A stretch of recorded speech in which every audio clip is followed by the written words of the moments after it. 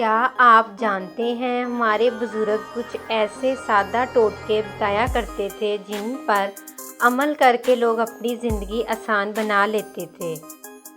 کچھ ٹوٹکے صحت کے لیے، کچھ رزق میں برکت کے لیے اور کچھ گھر کے سکون کے لیے۔ آج کی اس ویڈیو میں ہم آپ کو بتائیں گے بزرگوں کے کرامات والے ٹوٹکے جو شاید آپ نے پہلے کبھی نہ سنے ہوں۔ ویڈیو آخر تک ضرور دیکھیں کیونکہ آخری ٹوٹکا بہت فائدہ مند ہے۔ ہر کام سے پہلے بسم اللہ پڑھنے کی عادت دل کو سکون اور کام میں کانفیڈنس دے سکتی ہے۔ پانی پینے کا طریقہ، بزرگ جلدی پانی پینے کی بجائے آرام سے بیٹھ کر پانی پینے کا مشورہ دیتے تھے۔ جب غصہ آئے تو فوراً خاموشی اختیار کریں کیونکہ خاموشی بہت سے جھگڑے ختم کر دیتی ہے۔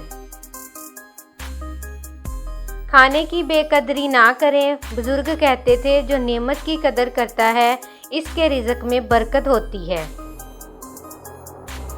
صبح گھر میں نرم آواز میں بات کریں کیونکہ دن کی شروعات گھر کے ماحول پر اثر ڈال سکتی ہے۔ رات کو سونے سے پہلے زیادہ ٹینشن والی باتیں چھوڑ دیں، پرسکون ذہن بہتر نیند دے سکتا ہے۔ ہر وقت دوسروں سے کمپیریزن نہ کریں، سکون اپنے حال میں خوش رہنے سے آتا ہے۔ رشتے مضبوط کرنے کا طریقہ، بڑوں کی عزت اور چھوٹوں سے محبت گھر میں محبت بڑھا سکتی ہے۔ صحت کا سادہ راز، سادہ کھانا کبھی کبھی جسم کے لیے بہتر سمجھا جاتا ہے۔ پریشانی کم کرنے کا طریقہ، ہر بات دل پر نہ لیں، کچھ باتیں وقت پر چھوڑ دینا بہتر ہوتا ہے۔ خوش رہنے کا راز، کم شکایت اور زیادہ شکر دل کو ہلکا کر سکتا ہے۔ وقت کی قدر، بزرگ کہتے تھے وقت واپس نہیں آتا اس لیے اسے ضائع نہ کرو۔